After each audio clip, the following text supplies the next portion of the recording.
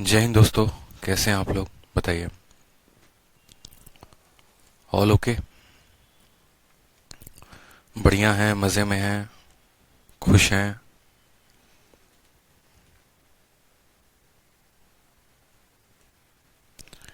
बढ़िया हूँ भाई, थोड़ा सा फीवर है। बिल्कुल, अभी दवा खा के आया हूँ। तो क्लास को शुरू करें। आज एक ही क्लास होगी और वो 1.5 घंटे की क्लास होगी, ठीक है? जय हिंद दोस्तों, कैसे हैं आप लोग, बताइए।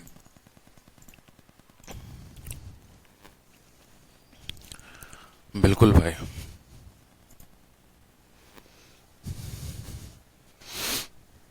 चलिए,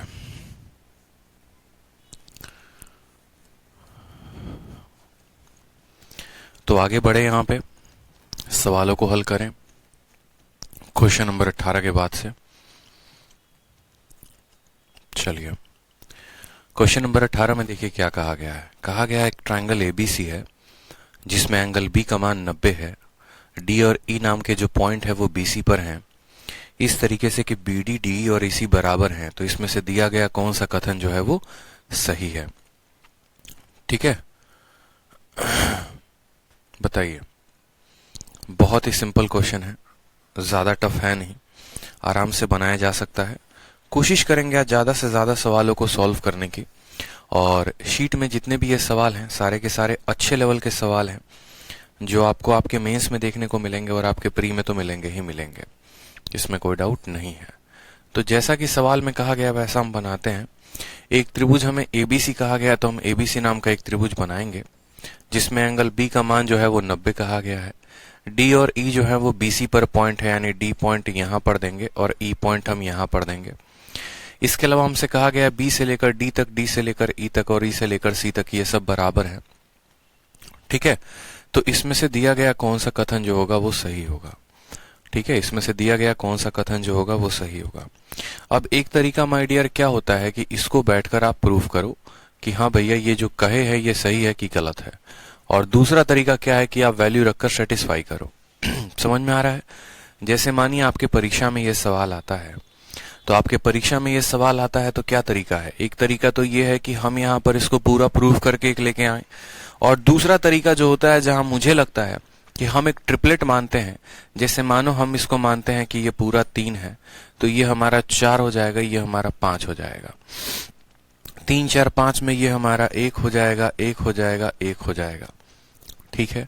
उसके बाद सवाल में हमें किसकी तुलना कही गई है? ए की तुलना कही गई है, तो ए हमें निकालना पड़ेगा। किसके साथ? एसी और एडी के साथ। तो एक पल के लिए अगर आप यहाँ पर एडी निकालते हैं तो 4 का स्क्वायर 16 और 1 कितना हो जाएगा? ये 17 हो जाएगा, ठीक है? आप गौर से देखिए, तो आप एडी निकालेंगे तो एडी का स्क्वायर, एबी का स्क्वायर और बीडी के स्क्वायर के, यानी यहाँ पर ये 17 हो जाएगा रूट में। उसी तरीके से जब आप ए निकालेंगे, यहाँ पर ए निकालेंगे तो 4 का स्क्वायर 16 और यहाँ पर 2 का स्क्वायर 4, 20, 16 और 4 20, 20 का मतलब 2 रूट कितना हो जाएगा? 2 रूट 5 हो जाएगा। ए का मान कितना हो जाएगा? 2 रूट 5 हो जाएगा। यहाँ पर हमने अपने तरीके से मान लिया है, उसके अकॉर्डिंग हमारे सभी मान आ गए हैं और अब हम यहाँ पर उसको बैठकर सेटिस्फाई करेंगे, ठीक है?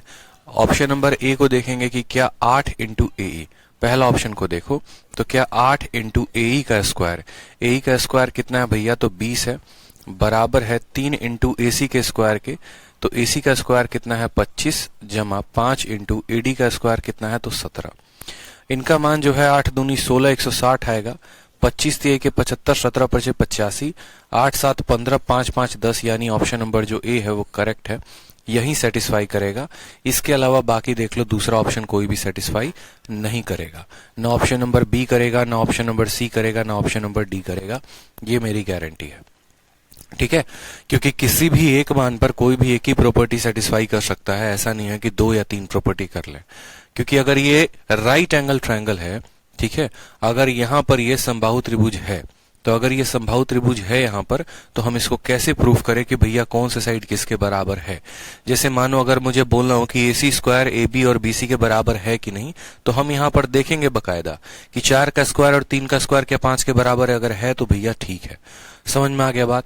बाकी प्रॉपर्टी लगाकर करोगे तो पहली बार आपको ट्रायंगल एबीडी लेना पड़ेगा, दूसरी बार एबीई लेना पड़ेगा, फिर तीसरी बार आपको एबीसी लेना पड़ेगा, फिर वहां आपको प्रूफ लगाना पड़ेगा, और तब प्रूफ लगाकर जो है तब आपको इसको साबित करना पड़ेगा। ठीक है, समझ में आ गया बात मेरे? चलिए आ जाइए नेक्स्ट क्वेश्चन पर आ जाइए। क्वेश्चन नंबर 18 हो गया। क्वेश्चन नंबर 19 देखिए। ऐसे सवाल सीडीएस में सबसे ज्यादा पूछे जाते हैं और मैंने बार बार कहा है कि ऐसे सवालों में मान लेकर आप बनाएंगे तो ज्यादा बेहतर होगा। आ जाइए, अगला क्वेश्चन आपके मेंस का क्वेश्चन है, और मेंस का क्वेश्चन भी देखिए क्या कहा गया है क्वेश्चन में। ठीक है, बहुत ही सिंपल क्वेश्चन है। एक हमसे कहा गया कि आपको ट्रायंगल एबीसी लेना है जहां पर एंगल सी का मान जो है वो 90 है। तो हमने कहा ठीक है, हम ट्रायंगल एबीसी लेते हैं। ये हमारा ट्रायंगल ए हो गया, बी हो गया, सी हो गया, जहां पर सी का मान 90 है। पी और क्यू जो है वो एसी और बीसी पर है। पी हमारा किस पर है? एसी पर है, और क्यू हमारा किस पर है? तो बीसी पर है। ये हमसे कहा गया है इस तरीके से कि एपी और पीसी का जो रेशियो है वही रेशियो बीक्यू और क्यूसी। बहुत शानदार है, बहुत शानदार ये सवाल है, आप समझेंगे। एपीपीसी का जो रेशियो है, एपीपीसी का रेशियो कितना है? तो 1:2 है, यानी हम इसको कह सकते हैं ये 1:2 है। और वही रेशियो है हमारा बी से लेकर क्यू, ये भी 1:2 है। इन्होंने कहा ये 1:2 है, ये भी 1:2 है। उस केस में इन्होंने हमसे पूछा है कि ए क्यू का स्क्वायर और बीपी का स्क्वायर डिवाइड करेंगे किसके? एबी के स्क्वायर के साथ, तो मान कितना होगा? ठीक है, डिवाइड करेंगे तो इसका मान कितना होगा? यानी एबी का स्क्वायर देखो यहाँ पे, ए क्यू का स्क्वायर और बी क्यू का स्क्वायर। ठीक है, ए क्यू का स्क्वायर बीपी का स्क्वायर डिवाइडेड बाई एबी का स्क्वायर की जो वैल्यू आएगी वो कितनी होगी? गलती से यहाँ 5/4 मत टिक कर देना। 5/4 आपके ऑप्शन में है भी नहीं। क्यों नहीं है? क्योंकि आपसे हमेशा कहा जाता है कि क्यू नाम का एक पॉइंट है जो इसके ऊपर है और पी नाम का पॉइंट है जो इसके ऊपर है, या मिड पॉइंट अगर कहा जाता है तो आप बोलते हैं कि ठीक है सर, ए क्यू का स्क्वायर और बी क्यू का स्क्वायर भाग में इतना बराबर 5/4, जब मिड पॉइंट कहा जाता है तो। लेकिन यहां पर इनका जो रेशियो है वो अलग अलग है। अगर यहां पर इनका रेशियो अलग अलग है तो क्या करेंगे? बहुत आसान है, कोई दिक्कत की बात नहीं है। अब बहुत लोग बोलेंगे सर इसको x मान लो, x मान लो, इसको y मान लो, y मान लो। मैं कहता हूं मैं x और y नहीं मानूंगा। मैं एक पल के लिए कहता हूं कि ये भी साइड मेरी 3 सेंटीमीटर है, ये भी साइड 3 सेंटीमीटर है। तो क्या इसमें किसी को कोई हर्ज है? बताओ, जरूरी है क्या हर बार x और y मान के बनाना? नहीं जरूरी है। तो हम क्या करेंगे, इसको बोलेंगे 3 सेंटीमीटर तुम भी हो, 3 सेंटीमीटर तुम भी हो। अगर हमें यहाँ पर ए क्यू का स्क्वायर पता करना होगा तो बताओ मुझे ए क्यू का स्क्वायर कितना आएगा? तो ए क्यू का स्क्वायर बराबर 3 का स्क्वायर जमा 2 का स्क्वायर। ठीक है, तो 3 का स्क्वायर 2 1 3, 3 का स्क्वायर कितना हो गया? तो 9, और 2 का स्क्वायर कितना हो गया? तो 4, यानी यहां माना जाएगा 13। उसी तरीके से मुझे बीपी का स्क्वायर पता करना होगा तो मैं बीपी का स्क्वायर बताऊंगा तो कितना हो जाएगा? 3 का स्क्वायर 9, और यहां पर कितना हो जाएगा? 2 का स्क्वायर 4, यानी ये भी हो जाएगा 13। ठीक है, और जैसा कि आपको पता ही आइसोस्केलेस ट्रायंगल है तो हम इसको सीधा बराबर बीपी भी लिख सकते हैं कि बीपी का स्क्वायर बराबर ए क्यू का स्क्वायर। ये दोनों के दोनों कितने आएंगे? 13। क्योंकि जब दोनों भुजाएं बराबर हैं तो इनके द्वारा डाले गए दोनों जो पॉइंट होंगे वो भी क्या होंगे? बराबर होंगे। ठीक है, अब उसके बाद हम बात करते हैं यहाँ पर एबी के स्क्वायर के बारे में कि एबी का स्क्वायर जो है वो कितना है। तो एबी का स्क्वायर कितना हो जाएगा? 3√2 हो जाएगा, या 18 भी कह सकते हो।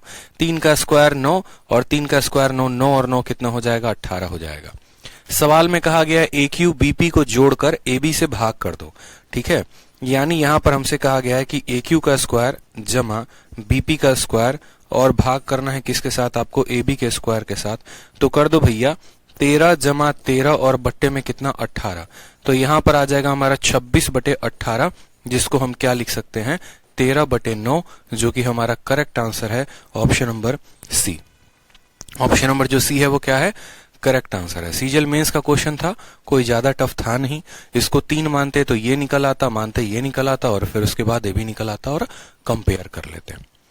ठीक है, मतलब आपका एग्जामिनर इसको प्रॉपर्टी से रिलेट करवाना चाहता था बट आपने नहीं किया, ये एक अच्छी बात है। ठीक, आ जाइए क्वेश्चन नंबर 20 में आ जाइए। क्वेश्चन नंबर 20 में क्या कहता है? क्वेश्चन नंबर 20 में कहता है एक ट्रायंगल एबीसी है जहां पर एबी का मान दिया गया है, एसी का दिया गया है, बीसी का दिया गया है। आपसे एंगल बी का मान पूछा है। इतिहास के सबसे आसान शिफ्ट, समझिए कि जितना आज तक प्री इतना आसान नहीं था, उससे भी ज्यादा आसान मेंस था 18 तारीख का, 18 नवंबर 2020 का। ठीक है, और इतने आसान पेपर का सबसे आसान क्वेश्चन आपके सामने है। ठीक है, आपको एक त्रिभुज दिया गया है, उस त्रिभुज में कहीं नहीं कहा गया कि कौन राइट एंगल है, नहीं है। एक पल के लिए बस हम वैल्यू को ले लेते हैं। मान लीजिए कि हम इस त्रिभुज का नामकरण करते हैं कि ये त्रिभुज क्या है, एबीसी है। ठीक है, जहां पर AB का मान आपका कितना है, तो 6√3 है। उसके बाद आपका AC का मान है 12 और BC का मान है 6। आपसे कहा गया ये जो B है ना, एंगल B का मान बताओ, एंगल B का मान कितना होगा।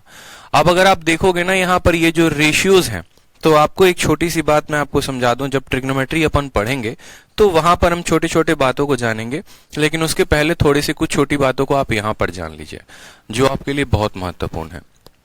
ठीक है, पॉइंट नंबर 1 क्या होता है, अगर ये हमारा 90, 60 और 30 का हमारा ट्रायंगल है, आप ऐसे समझेंगे 90, 60 और 30 का, तो इस बात को आपको हमेशा ध्यान रखना है कि 90 के सामने वाली भुजा 2 होती है, 30 के सामने वाली भुजा 1 होती है, 60 के सामने वाली भुजा √3 होती है।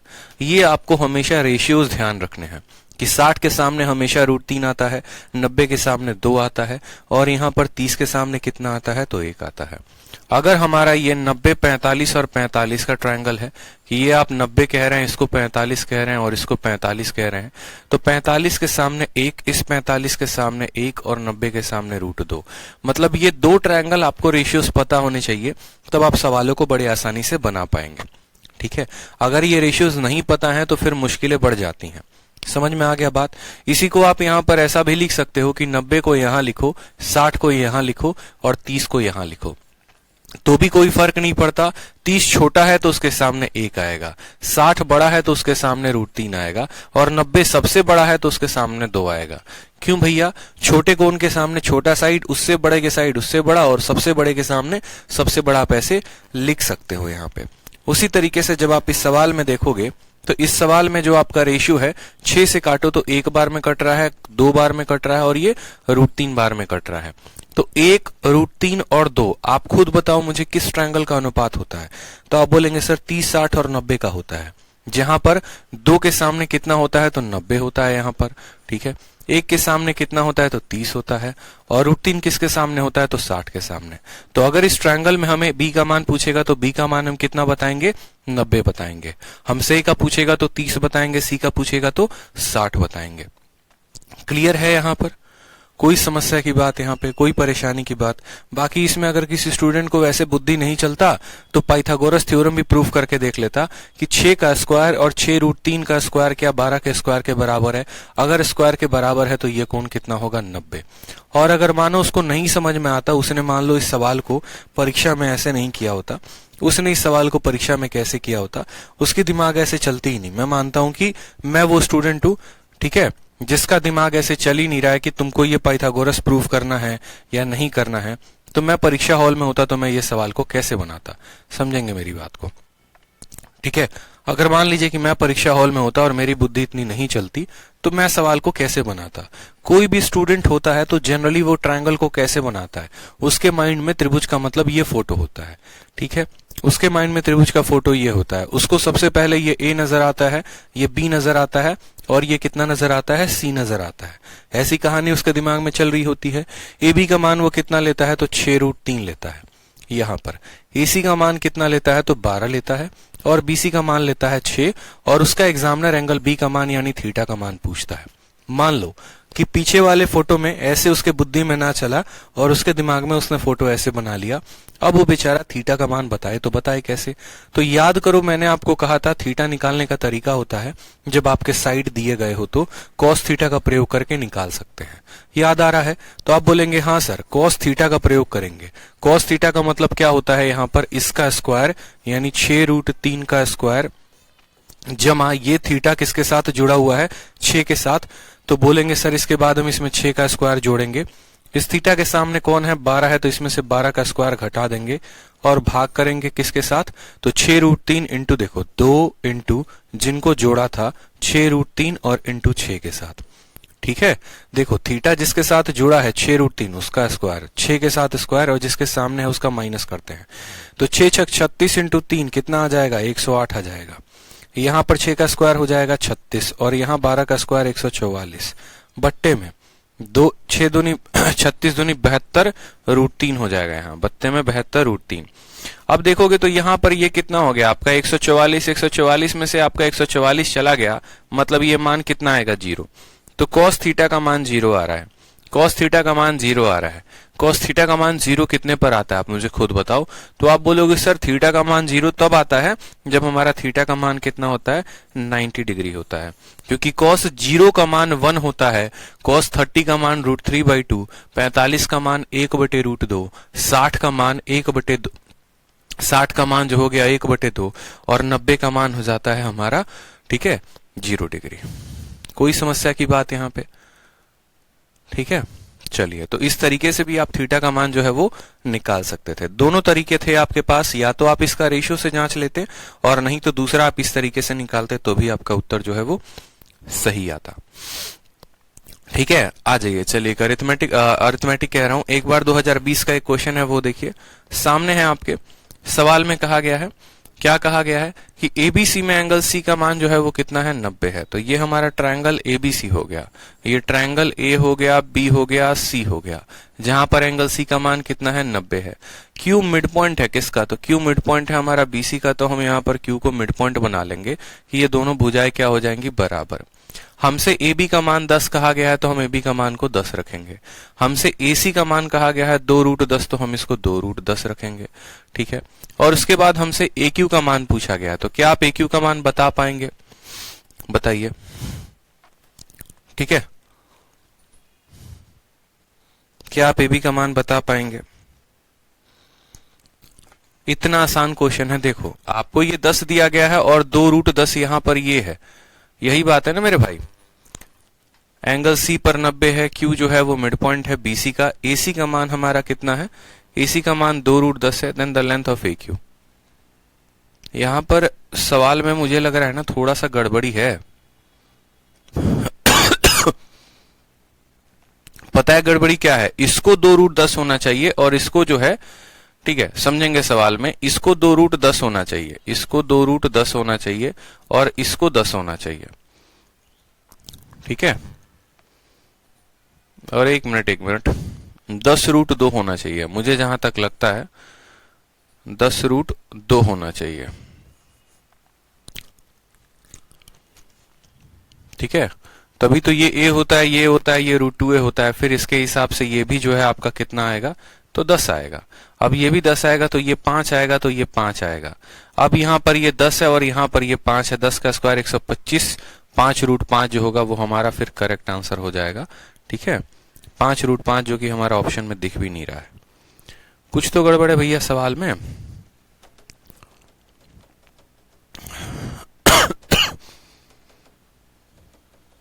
आपका एग्जामिनर आपको क्वेश्चन में क्या दिया है? उसने कहा है कि एक तुम्हें ट्रायंगल एबीसी बनाना है, सी पर 90 का कोण बनाना है, क्यू बीसी का मध्य बिंदु है, ठीक है, आपने बना लिया। यदि AB का मान आपका 10 है और AC का मान जो है 2√10 है। अच्छा, ठीक है, ठीक है, ठीक है, माफ करेंगे, मैं थोड़ा समझने में गलती कर दिया। ये 10 है और ये 2√10 है, ठीक है, कोई गलती नहीं है आपके सवाल में।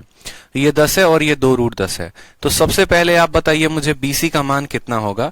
तो हाइपोटेनस के स्क्वायर में से बेस का स्क्वायर घटा देंगे, 10 का स्क्वायर हो गया हमारा 100 और 2√10 का 2 दूनी 4 इंटू 10 कितना हो गया, 40 हो गया। 100 में से 40 जाएगा तो 60 आएगा, 60 का रूट कितना होता है, तो 2 इंटू 2 4 और यहाँ 2√15, ठीक है। यानी यहां पर जो BC का मान होगा वो कितना होगा, 2√15 होगा। अब अगर इस BC का मान 2√15 होगा, इस BC का मान 2√15 होगा, यानी ये भी हमारा कितना आ जाएगा, तो √15 और ये भी हमारा कितना आ जाएगा, तो √15। समझ में आ गया। 10 के स्क्वायर में से 2√10 का स्क्वायर घटाएंगे तो 2√15, ये भी √15 और ये भी √15। कोई समस्या की बात यहाँ पे। अब हमें यहाँ पर किसका स्क्वायर निकालना है, तो हमें AQ का मान निकालना है। तो AQ का मान होगा √2√10 का स्क्वायर, यानी 2 इंटू 2 4, 4 इंटू 10 कितना हो जाएगा, तो 40, जमा √15 का स्क्वायर यानी 15, ठीक है। √15 का स्क्वायर कितना हो गया, 15, तो यानी 55। 55 का स्क्वायर कितना हो गया बताओ, 55 का स्क्वायर कितना हो गया, ठीक है। 55 का स्क्वायर कितना हो गया मेरे भाई?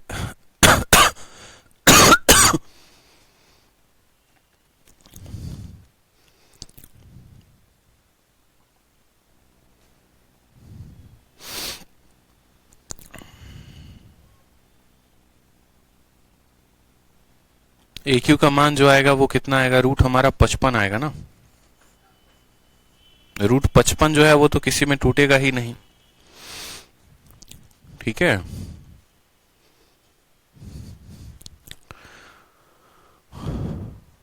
रूट 55 आएगा भाई। चैलेंज किया जा सकता था इस सवाल को, अगर इसके ऑप्शन ऐसे ही होते तो आपको पेपर में 2 नंबर मिलते, आप इस सवाल को वहां पर चैलेंज कर पाते, ठीक है। बहुत सिंपल क्वेश्चन है। यहाँ पर ये 10 है, 2 रूट 10 है, तो हमें किसका मान निकाला पहले, बीसी का। 100 में से हमारा 40 गया, 60 यानी 2 रूट 15। ये 2 रूट 15 2 भागों में बटेगा क्योंकि क्यू मिड पॉइंट है, यानी रूट 15 और रूट 15 में बटेगा। हमसे किसका मान कहा गया है, ए क्यू का मान, ठीक है। तो 2 रूट 10 का स्क्वायर जमा रूट 15 का स्क्वायर यानी रूट 55 जो है वो आएगा, ठीक है। समझ में आ गया।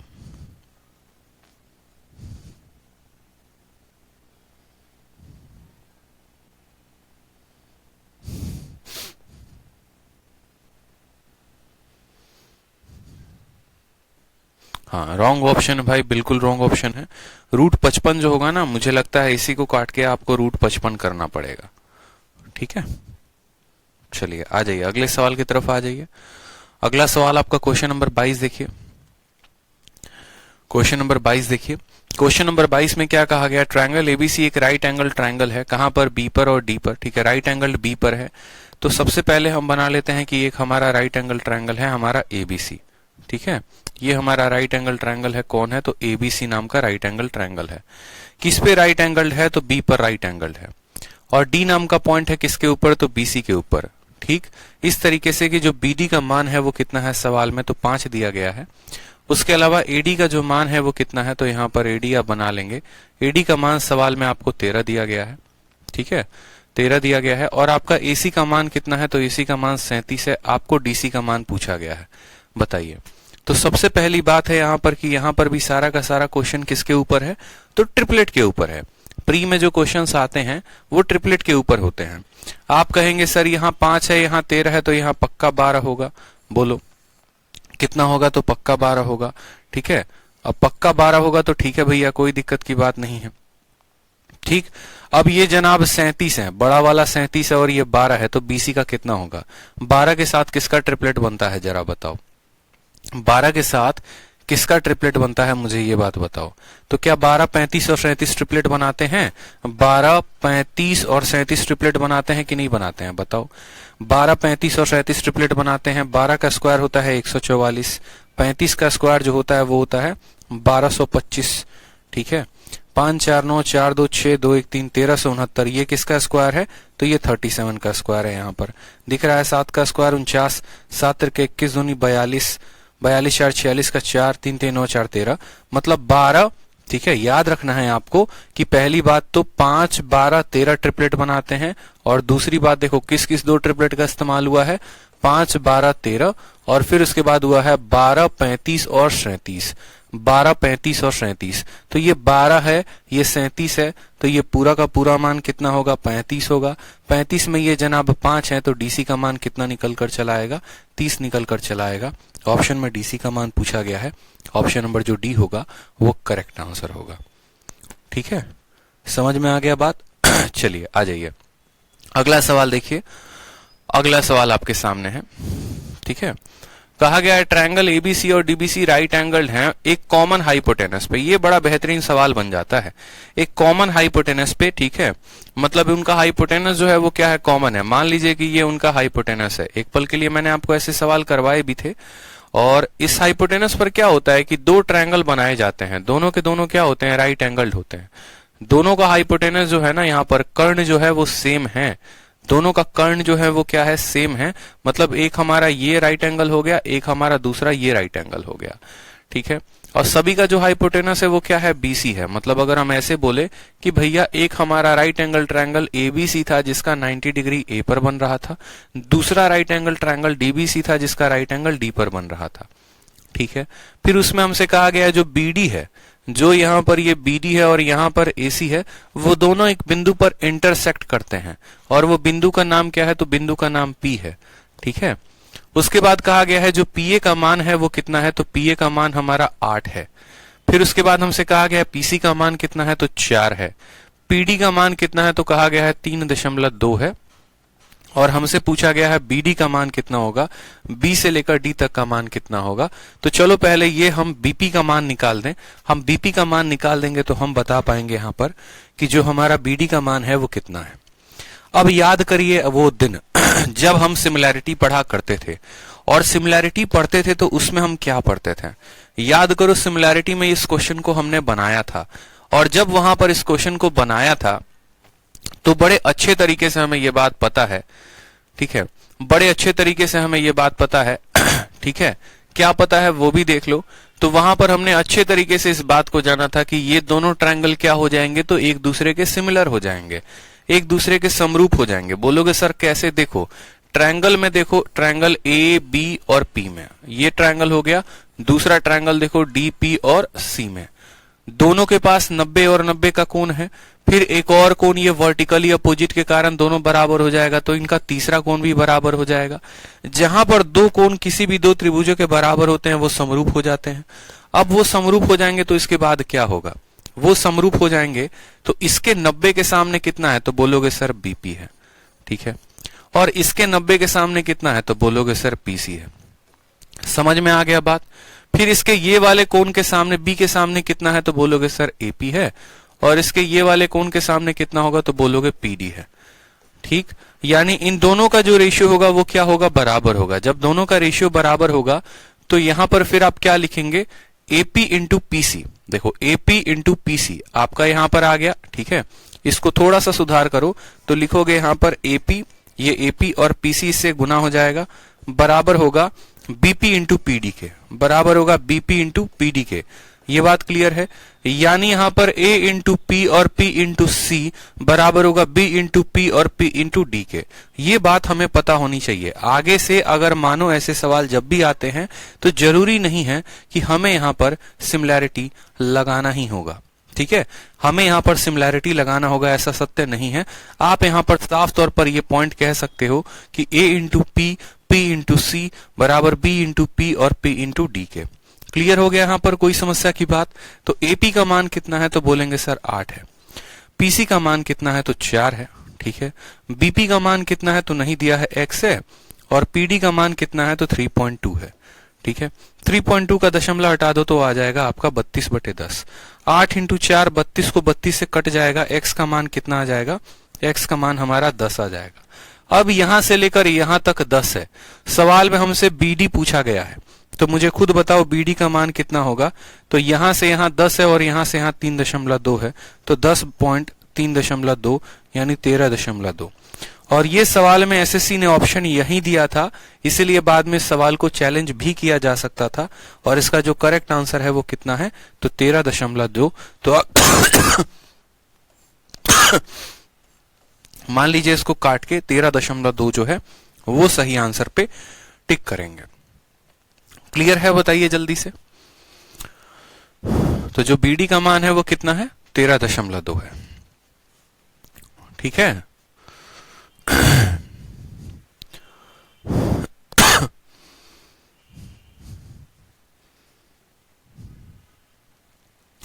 हाँ, इसमें ऑप्शन हम लोगों ने रॉन्ग नहीं किया है, इसमें हमारे टाइपिस्ट की गलती नहीं है। दोनों सवालों में एसएससी की गलती है, उसने गलत ऑप्शन दिया था तो उसको हमने करेक्ट करवाया है, ठीक है। जान के हमने वही टाइप करवाया है ताकि क्लास के दौरान हम आपको ये भी बता सके कि बहुत बार ऐसा होता है जब आप परीक्षा हॉल में बैठे होते हैं, ठीक है, आप सवाल को 2 बार 3 बार हल करते हैं और आपका आंसर नहीं आता है और आप सोचते हैं कि आपके मेथड में गलती है, लेकिन असल में आपके मेथड में गलती नहीं होती। गलती जो होती है वो एसएससी के द्वारा दिए गए आंसर में होती है। 2018 के मेंस में 13 तारीख के शिफ्ट में उन्होंने 13 सवाल गलत किए थे, इस बात को ध्यान रखिए। मेंस में 100 सवाल आते हैं और 100 में 13 सवाल के आंसर जो थे वो गलत थे।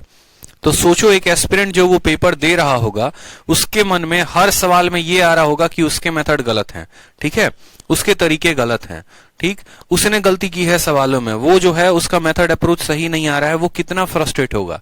तो इसीलिए आपको पहले से ही जब आप पेपर देने जा रहे होते हैं तो आपको पहले से ही अपना माइंड सेटअप लेके चलना है कि भाई अगर मैं करेक्ट हूं तो हो सकता है एसएससी की गलती होगी, उसने सवालों को गलत दिया होगा या ऑप्शन गलत दिया होगा। उसका फायदा बाद में सभी स्टूडेंट को मिलता है, लेकिन नुकसान सिर्फ उस स्टूडेंट का होता है जो उसको दिल पर लेकर बैठ जाता है और परीक्षा हॉल में सॉल्व करते रहता है।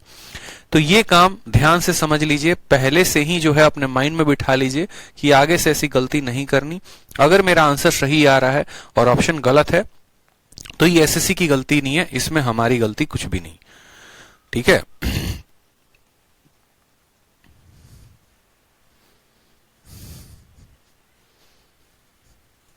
हाँ, अगर आंसर गलत होता है तो एसएससी हर किसी को मार्क्स देती है, हर किसी को नंबर दिया जाता है, 2-2 नंबर हर किसी को दिया जाता है भाई। अरे आप ऐसे भी देखो ना यार, 8 × 4 32 है, तो 3.2 को किससे गुना करोगे कि 32 आएगा? 10 से गुना करोगे। अब ये वाला मान 10 है और ये 3.2 है, तो पूरा मान 13.2 नहीं होगा? बताओ कैसे 7.2 टिक कर रहे हो, बताना जरा, थोड़ा हम भी देखें।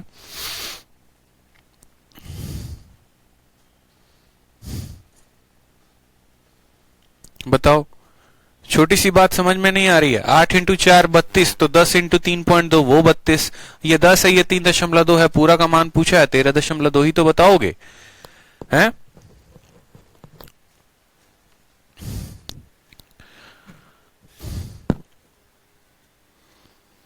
इसीलिए तो आपका ऑप्शन 6.8 भी दिया गया है, ताकि बहुत बच्चे सोचे 10 में से 3.2 घटा के उत्तर देना है तो 6.8 टिक कर दें। ठीक है, ऐसी गलती नहीं करनी भाई। सवाल ऑप्शन जो है वो एसएससी भी गलत दे सकती है।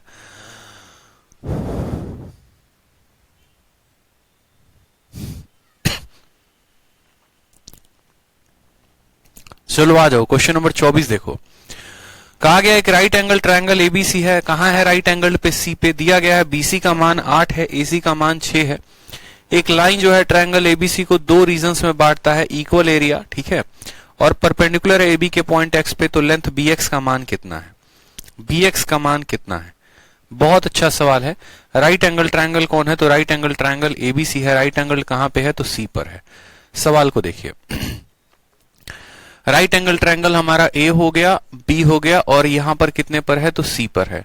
फिर कहा गया है जो बीसी का मान है वो हमारा 8 है, एसी का मान हमारा 6 है, तो जाहिर सी बात है ये 6 है और ये 8 है, तो पूरा हाइपोटेनस 10 का हो जाएगा। कहा गया एक लाइन जो है ट्रायंगल एबीसी को 2 इक्वल एरिया में बांटती है, ठीक है, इस परपेंडिकुलर टू ए बी, यहां से जो है परपेंडिकुलर टू ए बी है और किस पॉइंट पर है? एक्स पर है, ठीक है, और बीएक्स का मान हमसे पूछा गया है। यहां पर इस सवाल को जो है कम से कम 3 स्टार लगाओ।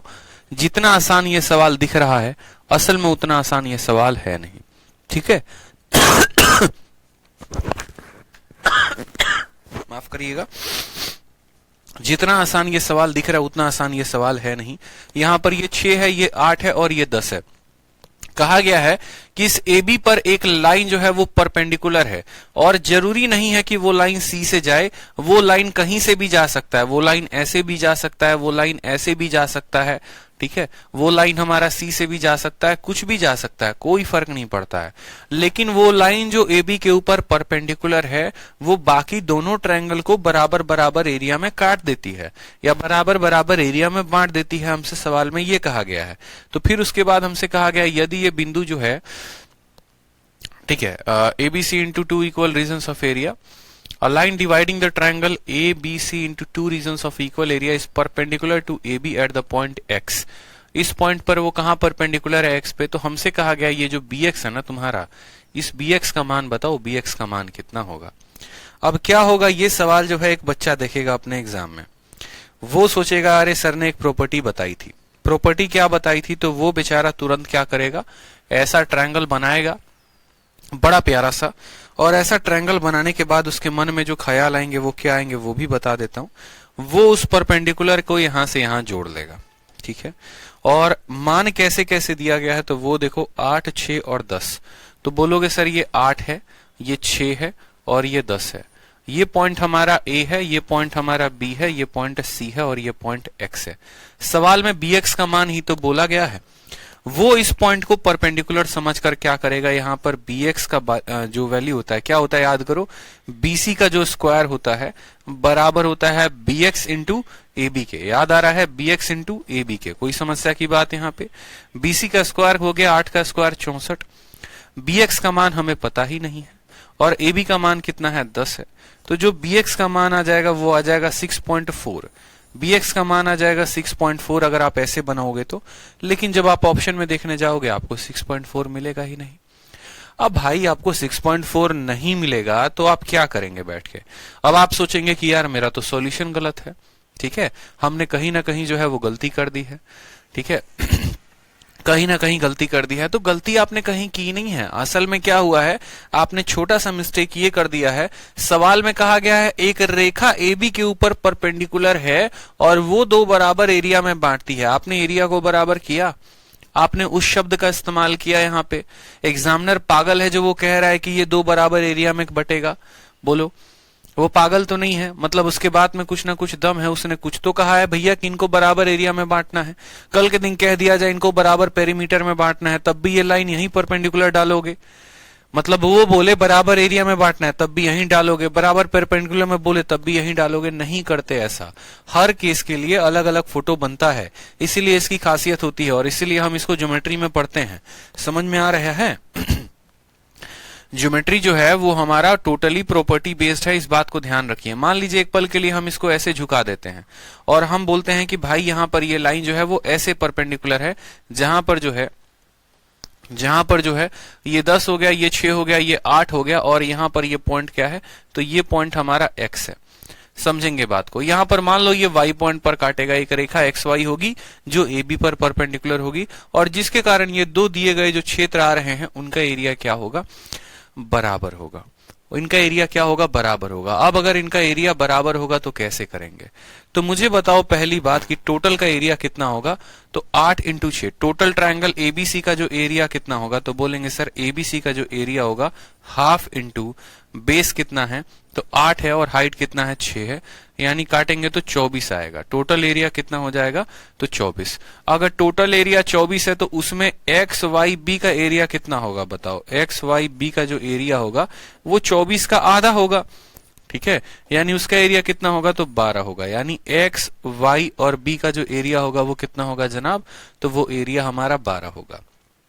कोई प्रॉब्लम यहां पर, कोई परेशानी किसी को बता दो, ठीक है। यानी इसका एरिया हमें कितना मिल गया, तो इसका एरिया हमें 12 मिल गया और इसका एरिया हमें 12 मिल गया। बहुत सिंपल सा सवाल हो गया। अब उसके बाद हमें यहां पर bx का मान निकालना है। कैसे निकालेंगे bx का मान? साइड के 12 आने के बाद भी bx का मान कैसे निकलेगा, जरा सोचिए आप। एरिया निकाल दिया, 12 और 12 आ गए और तब हमसे कहा गया bx का मान बताओ। ठीक है, आपके सामने क्वेश्चन है, देखो कैसे निकालोगे आप। यहां पर एक लाइन है जो एबीसी को दो बराबर रीजन्स में बांटती है, ठीक है, पॉइंट एक्स पे। तो bx का मान कैसे निकालेंगे, सोचिए जरा।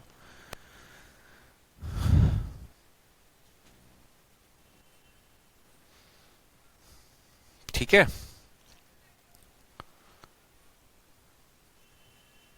सर अभी रीजनिंग का क्लास भी चल रहा है, आप खुद बताइए एक ही टाइम पर दो क्लास कैसे करें। भैया देखो ये हमारी समस्या नहीं है, ठीक है, इसके लिए आप मैनेजमेंट से बात करो। सवाल आपके सामने है, सवाल बनाओ। हमारी क्लास का जो टाइमिंग रहता है वो फिक्स रहता है। अब इसमें कोई टाइमिंग चेंज हो रहा है तो वो हमारी रिस्पॉन्सिबिलिटी नहीं है, ठीक है। सवाल बनाओ जल्दी से।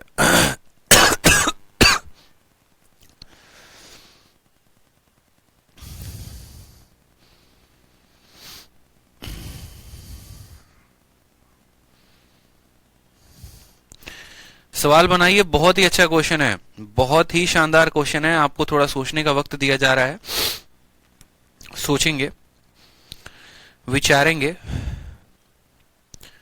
2-3 तरीके हैं इस सवाल को बनाने के, एक नहीं कम से कम 3 तरीका है। सोचो इस पे।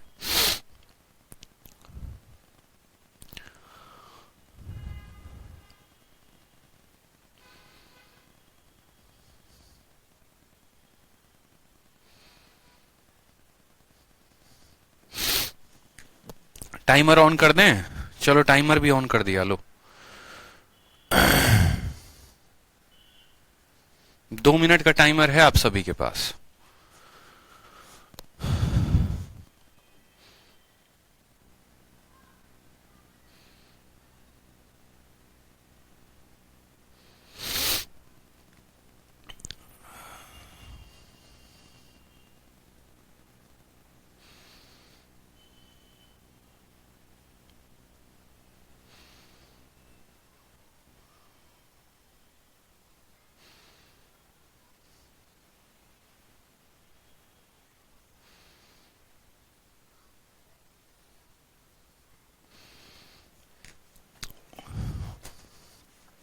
हो गया। देखो अब छोटी सी बात, बस यहां पर बुद्धि का प्रयोग करना था और कुछ नहीं करना था। अगर आप सवाल को समझ रहे थे तो बहुत आसान क्वेश्चन था, ठीक है। आप जरा यहां पर देखो, अगर हम यहां पर tan ऑफ एंगल बी निकालते हैं, एंगल बी का tan निकालते हैं कि भैया tan ऑफ एंगल बी जो होगा वो कितना होगा, आप बताओ। तो tan ऑफ एंगल बी क्या होता है, परपेंडिकुलर अपॉन बेस होता है, यानी 6/8। 6/8 का मतलब क्या हो गया, ये किस अनुपात में होंगे, तो बोलेंगे सर 3:4 में होंगे, ठीक है। ये 3:4 में होंगे। tan ऑफ एंगल बी किसके लिए निकाला है, तो बड़े वाले ट्रायंगल एसीबी के लिए निकाला है। किसके लिए निकाला है, एसीबी के लिए निकाला है। अब यही tan ऑफ एंगल बी हम क्या एक्स वाई बी में लागू कर सकते हैं, बताओ, ठीक है। ऐसा थोड़ी है कि दोनों के लिए अलग अलग एंगल होगा। तो यही हम ट्रायंगल पहले एसीबी में कर रहे थे, अब ट्रायंगल एक्स वाई बी में करेंगे। तो ट्रायंगल एक्स वाई बी में भी जो हमारा tan ऑफ एंगल बी होगा वो कितने के बराबर होगा, जरा देखो। तो ट्रायंगल एक्स वाई बी में ये tan of angle B perpendicular upon base होगा, यानी एक्स वाई अपॉन, ठीक है, एक्स वाई अपॉन किसके बराबर होगा, तो बोलेंगे sir X Y upon X B के होगा। X Y upon X B के होगा, और इसका जो अनुपात होगा वो कितना होगा, 3:4 होगा। मेरे बात को समझिएगा, यहां पर जो tan थीटा का अनुपात आया है ये 3:4 है। परपेंडिकुलर 3 यूनिट है तो बेस 4 यूनिट है।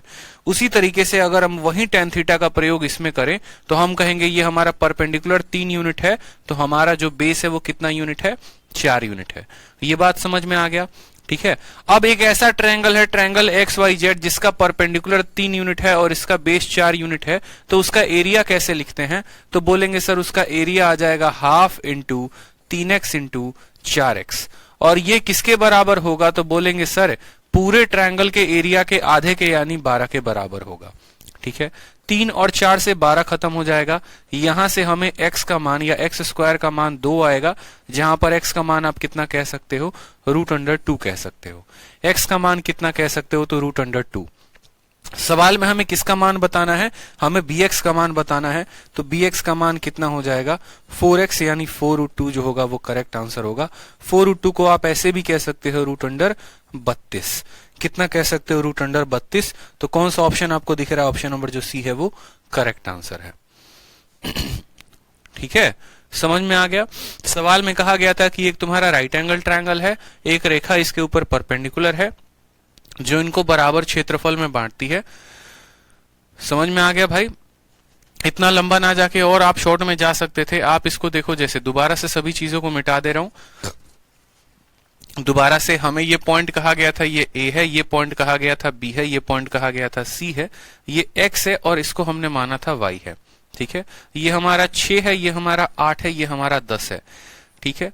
अब जरा गौर से देखो, अगर मान लो ये tan ऑफ एंगल बी देखते हो तो tan ऑफ एंगल बी में ये परपेंडिकुलर और बेस किस रेशियो में है, 3:4 में। तो यहां इसका परपेंडिकुलर कितना होगा, 3, और इसका बेस कितना होगा, 4। अगर ये 3:4 में है तो इस वाले ट्रायंगल में भी ये भी 3:4 में होंगे। तो आप बोलेंगे हाँ सर ये 3:4 तो ये भी 3:4। कोई समस्या की बात, कैसे पता चला, तो ऊपर दिए गए कहानी लिख दी गई है कि tan भी इतना है तो इसका tan भी इतना है। समझ में आ गया बात, यहां पर कोई परेशानी की बात। फिर उसके बाद हमने कहा चलो एक्स वाई बी का क्या निकालते हैं, ट्रायंगल एक्स वाई बी का जो है वो एरिया निकालते हैं। कैसे निकलेगा, 1/2 इंटू बेस हमारा जो है वो बेस 4x हो गया, परपेंडिकुलर 3x हो गया, बराबर होगा 1/2 इंटू पूरे ट्रायंगल के एरिया के। तो 1/2 इंटू, और पूरे ट्रायंगल का एरिया क्या होगा, तो 1/2 इंटू 6 इंटू 8 होगा कि नहीं होगा, बताओ। समझ में आया। इसका एरिया पूरे ट्रायंगल के एरिया का आधा, तो इसके एरिया आधा होगा पूरे ट्रायंगल के एरिया के। कोई समस्या की बात यहाँ पे। अब देखिए ये आधा से ये आधा आपका खत्म हो जाएगा, ठीक है। 3 से आप काटेंगे तो ये 2 बार में कटेगा, 2 इस 2 को खत्म कर देगा, 4 इसको 2 बार में खत्म करेगा। एक्स स्क्वायर का मान कितना आ जाएगा, तो बोलेंगे सर एक्स स्क्वायर का मान हमारा 2 आ रहा है, तो एक्स का मान हमारा √2 आ गया। अब एक्स का मान √2 आ गया तो बी एक्स का मान हमसे 4√2 यानी 32 पूछा गया। ठीक है, चलो बहुत अच्छे। नेक्स्ट देखो यहां पर next question, question number 25। Question number 25 और आसान क्वेश्चन है, बढ़िया क्वेश्चन है, कोई दिक्कत की बात नहीं है। ये सारे के सारे है ना हाइपोथेटिकल क्वेश्चन है। हाइपोथेटिकल नहीं कह सकते, ये सारे के सारे आप यूं कहिए लॉजिकल क्वेश्चन है। जितने भी मार्केट में घूमते रहते हैं ना, अलग अलग टीचर के नोट्स में, किताबों में, मॉक टेस्ट में, ये सभी के सभी सवालों का संग्रह यहाँ पर दे दिया गया है, ताकि आपके सोच को उस तरीके से बढ़ाया जा सके, आपके सोच को वहां तक पहुंचाया जा सके। सोचिए अगर मैं ये सवाल नहीं देता या इसके पिछले वाला क्वेश्चन आपको नहीं देता, तो आप हमेशा से उस सवाल के कंसेप्ट को कभी सीख ही नहीं पाते। आपको पता ही नहीं चलता कि यार एक लाइन है जो इसके ऊपर परपेंडिकुलर है और बराबर एरिया में बांटेगी, तो उसको कैसे बनाएंगे। यही तो कहानी मेरे भाई होती है। जब कोई स्टूडेंट कोई बैच ज्वाइन करता है तो उसको उस बैच में सिर्फ उतनी चीजें पढ़ाई जाती हैं जो उसके फाउंडेशन को मजबूत कर सके। मुश्किल से ही शायद कोई लॉजिकल क्वेश्चन कराया जाता है। और स्टूडेंट ठगा हुआ कब महसूस करता है, जब वो कोई मॉक टेस्ट लगा रहा है, कोई पेपर दे रहा है, ठीक है, एग्जाम देने गया और अचानक से ऐसा क्वेश्चन आ जाए, तब जाके वहां पर क्या बोलेगा, ससुरा मास्टरवा हमको पढ़ाया नहीं था, तभी तो ये सवाल हमसे नहीं बना। जाहिर सी बात है भाई साहब, ना आप किसी किताब में पढ़ेंगे, ना कहीं कोई मॉक टेस्ट में देंगे, या फिर कहीं पर आपने ऐसे सवाल पढ़े ही नहीं है, तो आपकी बुद्धि पहली बार में क्लिक ही नहीं करेगी कि ऐसे भी करना होता है। 100 में 10 बच्चों का माइंड क्लिक कर सकता है, 90 का क्लिक नहीं करेगा। वो क्लिक तब करेगा जब आप ऐसे सवालों से रूबरू होंगे। अब अगली बार आपका एग्जामिनर सेम सवाल दे दे या इसके आसपास का कोई सवाल दे दे, या चलो मान लो ऐसा भी वो कह दे कि इसका एरिया पूरे एरिया का 1/4 है, तो पूरे एरिया का यहाँ 1/4 करना था आपको। इसका एरिया पूरे का 1/5 है, तो यहाँ पर 1/5 कर देते, बाकी सारा पैटर्न सेम होता। तो सोचने की जो क्षमता है उसको बढ़ाना है। कैसे बढ़ाना है, तो अच्छे अच्छे सवालों को लगा के बढ़ाना है। बेसिक तो हर कोई बता देता है, सिमिलैरिटी लगाओ। सिमिलैरिटी में आपने देखा कि जो बेसिक चीजें होती हैं वो कहां तक सीमित होती हैं, लेकिन परीक्षा में जब वो प्रश्न बनकर आता है तो वो उससे 1 लेवल 2 लेवल ऊपर बन के जाता है। अब आपको मैं बताऊं तो यही सवाल अभी कुछ देर आप आगे चलेंगे ना, तो आगे आपको एक और मिलेगा ट्रायंगल का क्वेश्चन बेहतरीन, जहां पर कहा जाएगा ये एक त्रिभुज है, यहां से एक रेखा खींची गई है, ये पॉइंट हमारा ए है, बी है और सी है, इस पॉइंट का नाम डी है। ये बीडी इस तरीके से है कि इनको दोनों बराबर पेरीमीटर में बांटता है, बराबर परिमाप में बांटता है। अब बीडी का मान बता दो कितना होगा। अब वहां पर जब वो सवाल आएगा तो वहां पर फिर एक नया कंसेप्ट हम लोग जानेंगे। ये कंसेप्ट आपको सीखने ही सीखने हैं, ठीक है, इस बात को ध्यान दे दीजिए। आपके प्री में हो सकता है ऐसे सवाल नहीं आए, मेंस में 200% की गारंटी है कि यही सवाल आते हैं। और नौकरी निकालने के लिए, कंधे पर सितारे चाहने के लिए आपको दोनों आना चाहिए, जरूरी है। ज्योमेट्री में जो स्टूडेंट किंग हो गया ना, समझ लो एडवांस मैथ का उसका डर ही खत्म हो जाएगा, ठीक है। तो इसीलिए मैं आपको ज्योमेट्री इतना डिटेल वे में एक एक बातें बता रहा हूं, क्योंकि अगर ज्योमेट्री समझ में नहीं आएगा तो समझो आपका एडवांस में धीरे धीरे आपको नफरत होनी शुरू हो जाएगी और फिर उसके बाद आप छोड़ना शुरू कर देंगे। वो काम नहीं करना है। हर सवाल को बड़े प्यार से लगाएंगे। एक बार में शीट समझ में नहीं आती, 2 बार में लगाएंगे, 3 बार में लगाएंगे, 4 बार में लगाएंगे, लेकिन पूरा का पूरा कंसेप्ट जानेंगे। यही वो कंसेप्ट है जो आप 2 साल 3 साल में सीखोगे, घूम फिर कर वापस यहीं पर आओगे। जो फेसबुकिया क्वेश्चन भी होता है, जो कहीं कहीं घूमता रहता है, इसी में से घूमते रहता है। अब इसी क्वेश्चन का फोटो खींच के किसी के टेलीग्राम पे आप जाके आज डाल दो। क्या करो, यही वाला क्वेश्चन एक काम करो, इसी वाले क्वेश्चन का फोटो ले लेना, ठीक है, अपने शीट में से, शीट दिया है ना, और जितने टेलीग्राम डाउट ग्रुप के साथ, जिस भी टीचर के डाउट ग्रुप में आप जुड़े हो, सब में ये फोटो भेज देना, सब में ये फोटो भेज देना।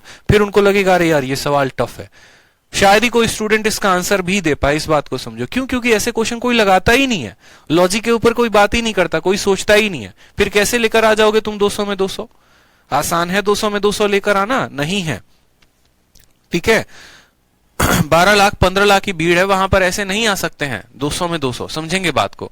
तो आपको अब कंसेप्ट के साथ अपने जा रहे हैं वहां पे, और कंसेप्ट के साथ जा रहे हैं तो आपके कंसेप्ट बहुत अच्छा होना मांगता है वहां पे, ठीक है। यही कारण है कि 2 साल 3 साल से कोई बच्चा तैयारी करता है, पेपर नहीं निकलता। अरे तुम 2 साल 3 साल से पढ़ कर रहे हो, वही 2-3 किताबें जो जीवन में नाम सुने हो तुम, उसके अलावा कभी तुम कुछ पढ़े नहीं अलग से।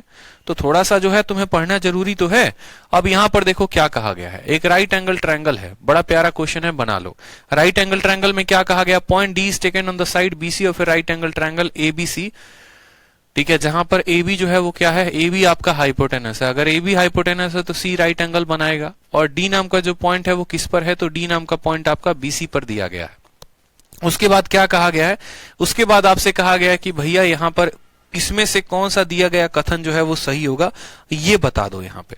ठीक है, ये बता दो यहां पर कि इसमें से दिया गया कथन कौन सा सही होगा। A point D is taken from the side BC of a right angle triangle ABC, जहां पर ए बी हाइपोटेनस है। अब कोई बच्चा इसको देखेगा तो क्या बोलेगा, ससुरा हमको प्रूफ दे दिया निकालने को। ठीक है, अब हम कैसे बैठ के प्रूफ निकाले। ठीक है भाई, तुमको प्रूफ दे दिया, अभी कुछ देर पहले तुमको हम क्या बता रहे थे। एक तो तरीका हो गया बैठ के यहाँ प्रूफ निकालो और अपने आप को रामानुजन साबित करो, और दूसरा तरीका ये हो गया कि वैल्यू पुटिंग से काम करो। ठीक है, इस सवाल को मैं अगर आ गया ना तो आप इतने शॉर्ट में कर सकते हो, इतने शॉर्ट में इस सवाल को कर सकते हो जिसकी कोई लिमिट नहीं है। जरा अपने सोच को दूर तक लेकर चले जाओ, बहुत दूर लेकर चला जाओ, या यूं समझ लो अपने सोच को खत्म कर दो और मेरे हिसाब से सोचो। तो आपको अगर मैं ये डी पॉइंट जो है, ठीक है, ये डी पॉइंट कहां पर है, तो बीसी पर है। एक काम करो, या तो इस डी पॉइंट को सरका के बी पर लेकर चले जाओ, या इसको सरका के सी पर लेकर चले जाओ। बोलोगे क्या मास्टर जी क्या बात कर रहे हैं सरकने वाली, तो सरकने की बात नहीं है। ये डी पॉइंट यहां पर है ना, इसको यहां लेकर चले जाओ या फिर इसको यहां लेकर चले जाओ, किसी पर भी लेकर चले जाओ। मान लो आप इस डी पॉइंट को बी पर लेकर चले गए, तो अगर आप इस डी को कहां लेकर चले जा रहे हो, बी पे लेकर चले जा रहे हो, तो जो ये आपका एडी है ये किसके बराबर हो जाएगा, तो एडी बराबर हो जाएगा ए बी के। बस देखते चलना, मैंने कहा कि मैं डी को यहां पर लेके चला जा रहा हूं, यहां पर मेरा डी आ जा रहा है। अगर मेरा डी यहां पर आ जा रहा है तो बस मेरी बात को समझना। फिर आपका ये सवाल देखो कैसे बदल जाता है और आप इसको कैसे शॉर्ट में प्रूफ कर पाओगे। आपने डी को यहां से घसका के यहां लेकर चले आए। अब सवाल में आप ऑप्शंस के ऊपर नजर डालिए, तो ए बी का स्क्वायर मतलब ए बी का स्क्वायर, ठीक है, तो यहां पर हमने लिख दिया ए बी का स्क्वायर, प्लस CD का स्क्वायर, तो प्लस CD का स्क्वायर, AB का स्क्वायर प्लस CD का स्क्वायर बराबर BC का स्क्वायर है भैया, ठीक है, तो BC का स्क्वायर, और AD मतलब क्या हो गया, AD मतलब हमारा हो गया AB का स्क्वायर। बताओ, ठीक है, यही तो हो गया ना। AB का स्क्वायर के लिए हमने AB लिख दिया, CD के लिए क्या लिख दिया, C से लेकर D तक के लिए C से लेकर B तक हम लिख सकते हैं CD। यहां जहां जहां D आएगा वहां वहां D बराबर क्या है, D बराबर B है कि नहीं है, D बराबर B है कि नहीं है, तो बोलोगे हाँ सर। तो AB का स्क्वायर को AB का स्क्वायर कह सकते हो, D बराबर B कर दोगे तो हो जाएगा तुम्हारा CB का स्क्वायर, ठीक है, बराबर। फिर उसके बाद क्या बोलोगे, BC का स्क्वायर है और तुम्हारा AB का स्क्वायर है। क्या BC का स्क्वायर BC को काट देगा, AB को काट देगा। पहला वाला इक्वेशन सेटिस्फाई कर गया, तो पहला वाला इक्वेशन सेटिस्फाई कर गया, तो पहला वाला ही आंसर है। अगर आपको नहीं यकीन है तो सेम इक्वेशन को आप दूसरे तीसरे चौथे में भी रखकर देख लो, कुछ नहीं करना है। जहां जहां पर D शब्द का इस्तेमाल है वहां वहां B शब्द का इस्तेमाल कर दीजिए। तो आप देखिए CD क्या बन जाएगा आपका, तो CB का स्क्वायर बन जाएगा। समझ में आ गया, देखते चलिए, CD का स्क्वायर CB का स्क्वायर बन जाएगा। BD वाला क्या बन जाएगा, तो B और D जो है वो क्या है, सेम जगह पर है, और B भी वही जगह पे, D भी वही जगह पे, तो क्या BD में कोई दूरी होगी, नहीं होगी, तो BD का दूरी 0 हो जाएगा। और यहां पर AD का स्क्वायर किसके बराबर, तो AB का स्क्वायर जो है वो AB के, यानी 2 गुना AB का स्क्वायर। क्या AB का 2 गुना जो है वो हमारे CD के बराबर है, क्या कभी ऐसा पॉसिबल है कि AB का 2 गुना CB के बराबर हो, नहीं है पॉसिबल, मतलब ये इनकरेक्ट है। उसी तरीके से ऑप्शन नंबर C भी इनकरेक्ट आएगा, आपका D भी इनकरेक्ट आएगा, ये सभी चीजें इनकरेक्ट आएंगी। जहां BD बोलेगा तो BD की लंबाई को आपने 0 कर दिया है, ठीक है। इसको क्या बोलते हैं, इसको कहते हैं ज्योमेट्री में शिफ्टिंग का कंसेप्ट। शिफ्टिंग जिसको आता है, जो किसी पॉइंट को यहां से लेकर वहां, वहां से लेकर यहां सरका के अपने आंसर्स को लेकर आ सकता है, वो हीरो है ज्योमेट्री का। इस बात को समझो। आप आगे चलकर जब पढ़ोगे आगे चलकर आपको एक सर्कल की प्रॉपर्टी भी हम पढ़ा देंगे। जैसे अभी एक काम करो छोटा सा, आपको एक प्रॉपर्टी अभी पढ़ाई थी, याद करो कौन सी प्रॉपर्टी पढ़ाई थी इक्विलेटरल ट्रायंगल में। तो आप बोलेंगे सर इक्विलेटरल ट्रायंगल में आपने ये वाली प्रॉपर्टी पढ़ाई थी कि अगर यहां से एक पॉइंट होता है, गौर से देखना, यहां पर हमने 3 पॉइंट कुल मिलाकर खींचे थे, याद करो, और हमने कहा था कि ये तुम्हारा एक क्या है, इक्विलेटरल ट्रायंगल है, ठीक है, समबाहु त्रिभुज हो गया, और यहां पर ये परपेंडिकुलर है तीनों के तीनों। ये नंबर पॉइंट नंबर तुम्हारा P है, ठीक है, और यहां पर ये x है, ये y है और ये z है, x है, y है और ये z है। समझ में आ गया बात?